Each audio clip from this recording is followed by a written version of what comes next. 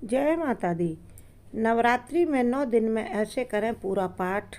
हम आपको बताएंगे। जो लोग एक दिन में पूरा दुर्गा सप्तशती का पाठ नहीं कर पाते हैं, उनके लिए दुर्गा सप्तशती की किताब में ही ऐसी व्यवस्था लिखी गई है, आप उसमें भी पढ़ सकते हैं। गीता प्रेस गोरखपुर की जैसी चित्र में दिखाई जा रही है पुस्तक, वैसी ही खरीदें। उसमें ही सही सरल विधि दी हुई है। जो लोग कामकाजी हैं, काम पर जाते हैं, ज़्यादा समय नहीं मिलता, या व्यवसाय पर बैठते हैं, धंधे पर, उन्हें ज़्यादा समय पूरा पाठ एक दिन में यानी 13 अध्याय एक दिन में नहीं पढ़ पाते हैं, तो उनको इस तरह से पाठ करना चाहिए। माता रानी की पूरी कृपा प्राप्त होगी। पूर्ण श्रद्धा भाव से आप पाठ करें। नियम पहले कुछ अपनाएं। जो लोग नए हैं चैनल पर, वह चैनल को ज़रूर से सब्सक्राइब करें और वीडियो को लाइक और शेयर अवश्य करें। पहले तो आप ये ध्यान दीजिए कि पाठ आपका मीठे स्वर में होना चाहिए। सिर हिलाकर या शरीर का कोई अंग ना हिलाएं पाठ करते समय। हाथ में पुस्तक लेकर पाठ ना करें।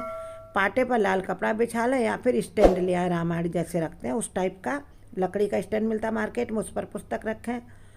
और पाठ एक लय में होना चाहिए। ऐसा नहीं कभी तेज करने लगे, कभी धीमे, कभी बिल्कुल चुप हो गए। पाठ बोल कर करना चाहिए, यानी मन में बिल्कुल ना करें। और अध्याय के बीच में नहीं बोलें। जैसे एक अध्याय आप पढ़ रहे हैं वो समापन हो जाए तो आप ज़रूरी बात बोल सकते हैं, फिर दूसरे तीसरे अध्याय का पाठ करें या आगे बढ़ें। और पाठ करने का नियम ये है कि सबसे पहले तो आप धूप दीप अगरबत्ती माता रानी को करें और एक ज्योति उतनी देर के लिए तो जलाएं जितनी देर आपको पाठ करना दिया उतनी देर जलता रहना चाहिए। और एक अगरबत्ती काल भैरव और हनुमान जी की भी लगाएं। ये माता जी के सहचर हैं, इनके साथ चलते हैं, इनके सेवक हैं, तो आपका पाठ का ज़्यादा फल आपको प्राप्त होगा, पूर्ण फल प्राप्त होगा। घी की ज्योति जलानी है और इन लोगों के लिए 2 अगरबत्ती लगानी है।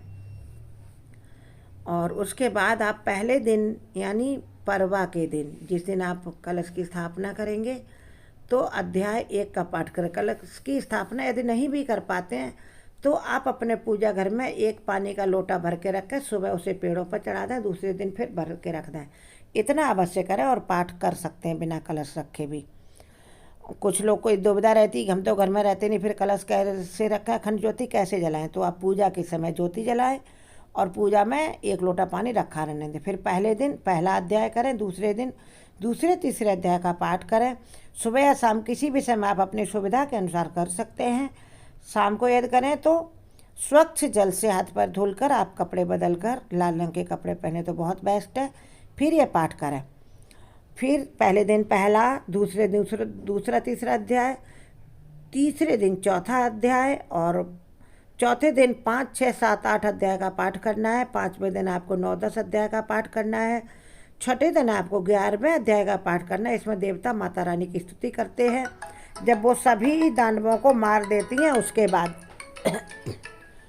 और फिर आप 7वें दिन अध्याय 12वें और 13वें का पाठ करें तो आपको पूर्ण फल प्राप्त होगा। और अंत में आरती अवश्य करें। जय माता रानी।